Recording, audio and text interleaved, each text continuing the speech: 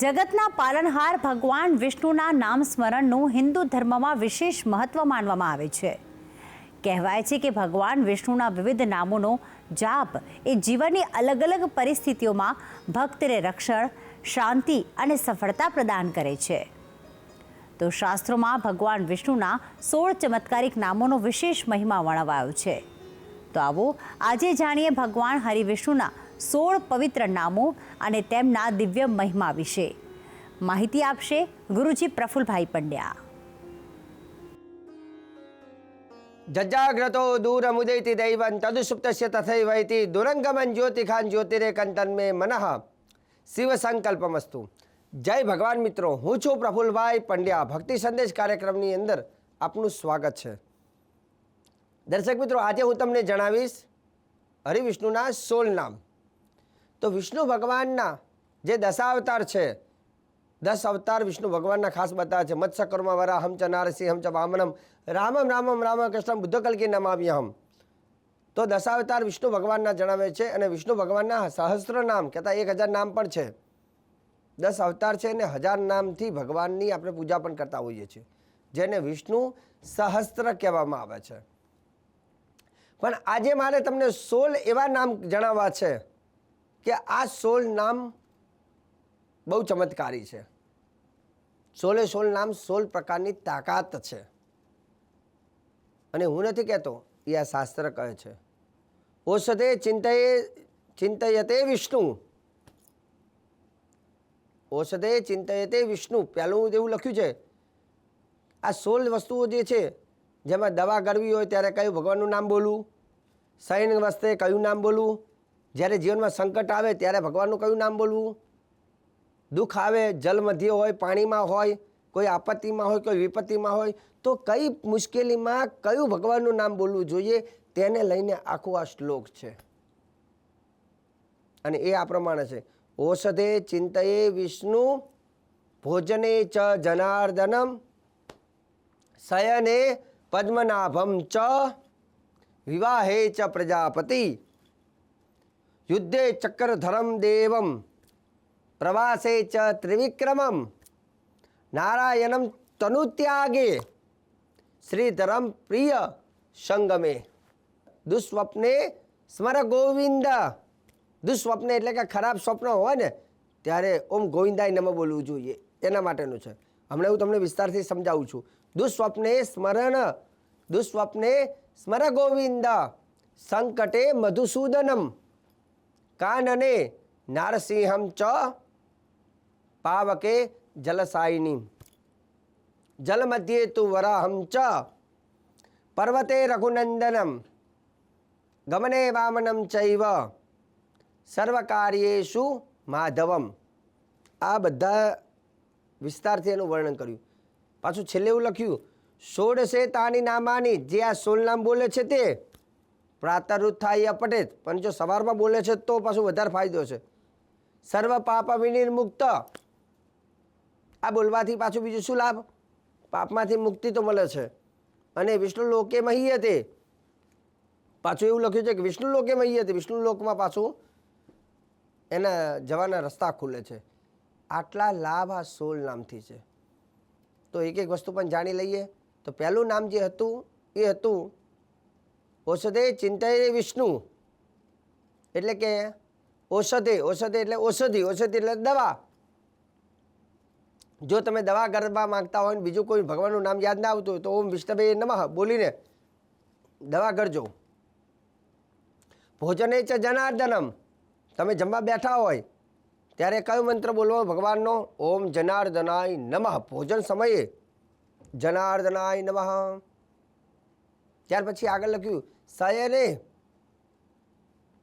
પદ્મનાભમ ચ. જ્યારે શયન અવસ્થા હોય, સુવાની ઈચ્છા થતી હોય ત્યારે ઓમ પદ્મનાભાય નમઃ બોલવાનું. ઓમ પદ્મનાભાય નમઃ. સારી નિંદ્રા આવશે. ઘણા લોકોને બહુ ખરાબ સપના આવતા હોય, ઊંઘ પૂરી થતી ન હોય, ઊંઘ આવતી ન હોય, ઊંઘમાં દવા ગળવાની થતી હોય, તો એવા લોકો માટે શયને પદ્મનાભમ ચ.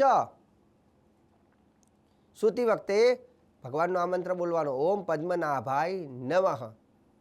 વિવાહે ચ પ્રજાપતિ, જ્યારે લગ્ન થતા હોય ને ત્યારે એવું કહેવાય ભગવાનનું એક નામ છે, ઓમ પ્રજાપતયે નમઃ.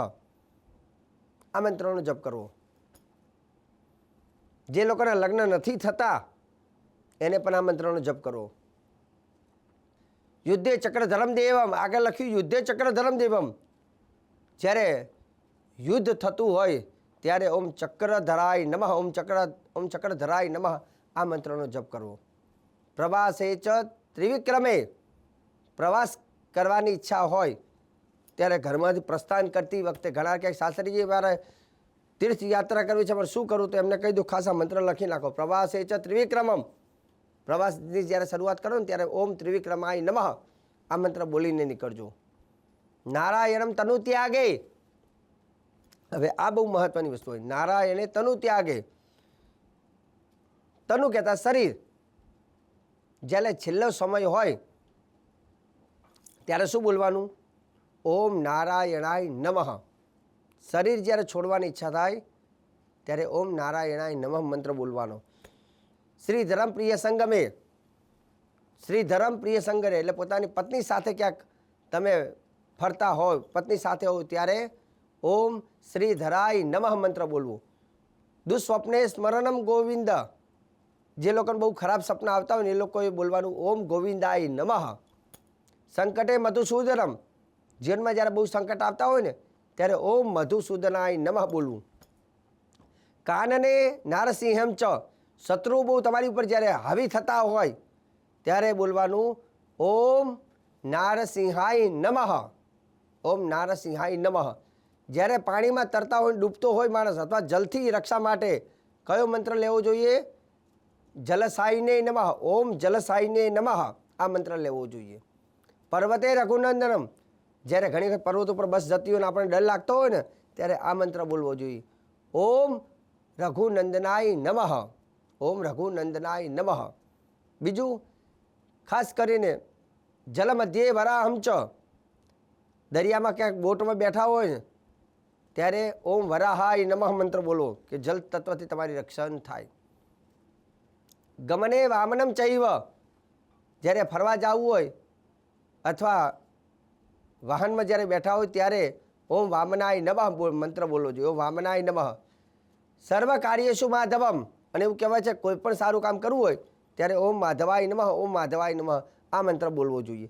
મતલબ જે કોઈ કામ છે તે પ્રમાણે એ ભગવાનનું નામ છે અને કયા કામમાં કયું નામ લેવું એ આ શ્લોક આપણને બતાવે છે. અને આ એ જ નામ બોલો કે જે કાર્યમાં જે ભગવાનનું સ્વરૂપ છે તે સ્વરૂપની પૂજા કરવાથી અથવા એ નામ બોલવાથી એ દેવ એ ઈશ્વર આપણું રક્ષણ કરે છે. એટલે લખ્યું છે કે આ બોલવાથી ષોડશે એતાને નામાની પ્રાતારુથાય પડે સર્વ પાપ વિનિર્મુક્ત વિષ્ણુ લોકે મહીયતે. જે લોકો આ નામ જે પરિસ્થિતિમાં બોલે છે ભગવાન એની રક્ષા કરે છે અને એના સિવાય રોજે રોજ શક્ય હોય તો 16 નામ ભગવાનની સામે બોલવાથી અત્ર તત્ર સર્વત્ર બધી બાજુથી ભગવાન તમારી રક્ષા કરે છે. અને એનાથી બીજો ફાયદો એ છે કે પાપમાંથી મુક્તિ અને વિષ્ણુ લોકે મહીયતે એટલે વિષ્ણુ લોકના દ્વાર ખુલે છે. તો આવું સરસ મજાનો 16 નામનું સ્તોત્ર અને એના નામ મેં તમને કહ્યા છે.